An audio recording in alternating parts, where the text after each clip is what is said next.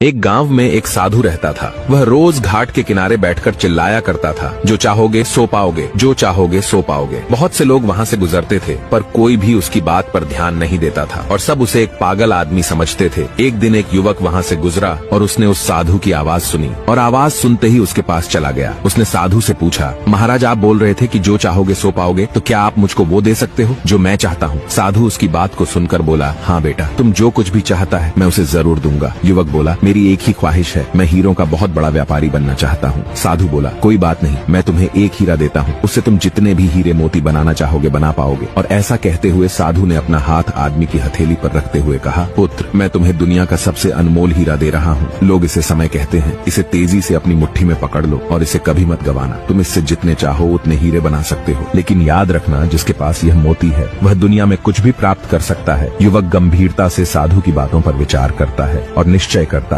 कि आज से वह कभी अपना समय बर्बाद नहीं करेगा और हमेशा धैर्य से काम लेगा। और ऐसा सोचकर वह हीरों के एक बहुत बड़े व्यापारी के यहाँ काम शुरू करता है और अपने मेहनत और ईमानदारी के बल पर एक दिन खुद भी हीरों का बहुत बड़ा व्यापारी बन जाता है। निष्कर्ष, हमें अपने कीमती समय को व्यर्थ नहीं करनी चाहिए और अपनी मंजिल तक पहुँचने के लिए धैर्य से काम लेना चाहिए। और आप लोगों को इन सब में दिलचस्पी है तो हमारे साथ जुड़े रहिए।